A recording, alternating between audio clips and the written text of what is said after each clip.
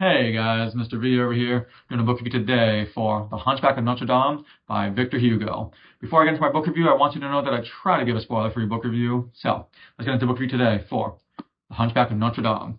Now, the premise of this book is a little hard to explain without giving too many spoilers away, but the basic premise of this is it takes place in 1482 France, where you see the dramas that go on in medieval France, with Quasimodo, who is the town bell ringer. He's the hunchback. You see Esmeralda. She's a beautiful gypsy who some think is a witch. And Claude Frollo, who is like the priest of the Notre Dame area. And you just see the different dramas that go on. And that's about as much as I can say without giving any spoilers away.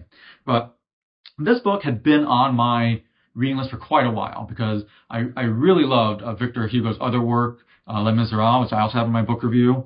But I know, based off reading that book and just the reviews on this book, that the author will sometimes go into like a random chapter and talk about something completely random that doesn't have anything to do with the book. So I thought it would be a little difficult. But beyond those chapters, the story is definitely an interesting one. It's a very interesting story. And I should say, it's a fairly dark tale. It's kind of like a gothic tale.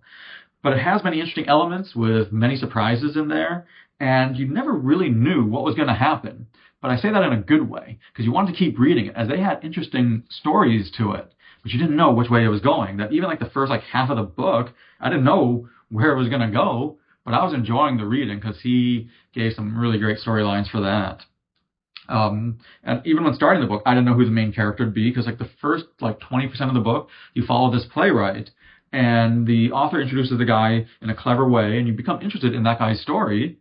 And you almost forget about the Hunchback. Even though it's called the Hunchback of Notre Dame, you forget about him because he introduces the Hunchback like in the semi-beginning, but then not really until like the 30% mark.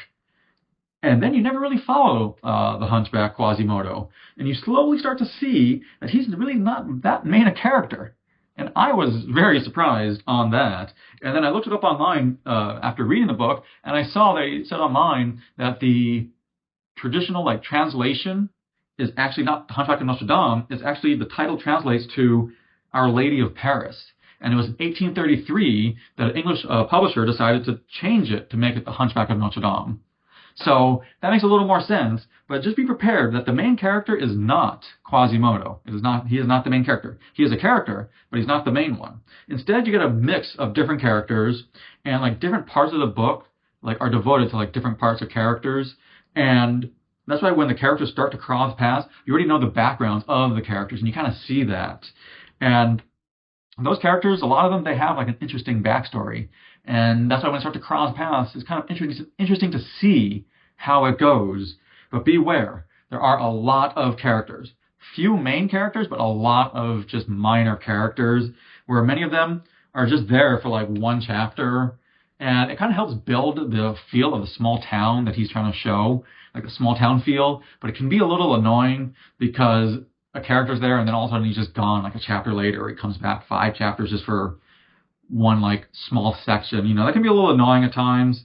But, I think he still built the town very well, and he built the main characters pretty well. As like you get to good feel for what it was like. The dialogue can be a little difficult at times.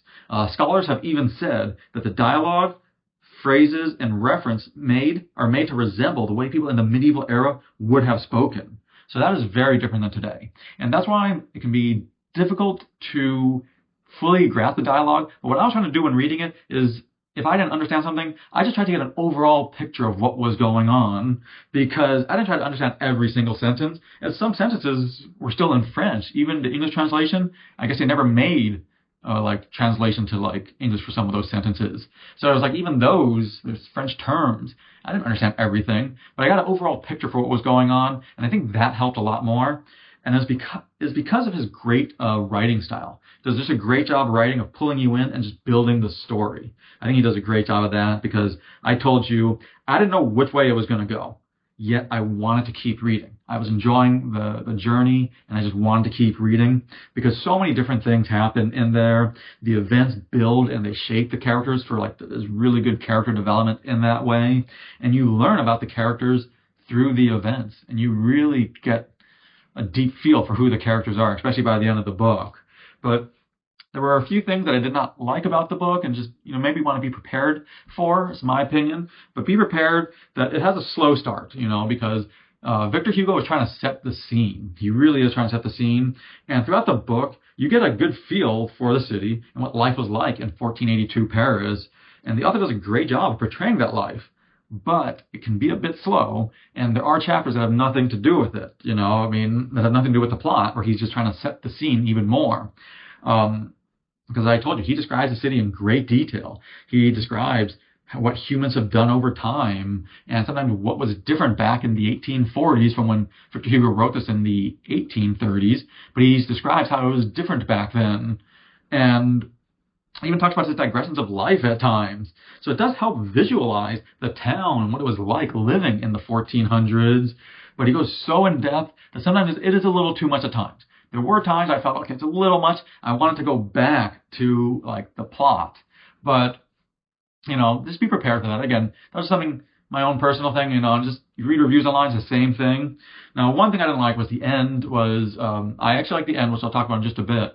But I don't know why. Sometimes you have these long chapters on the king all of a sudden at the end. It's not a spoiler, but I don't know why he did it.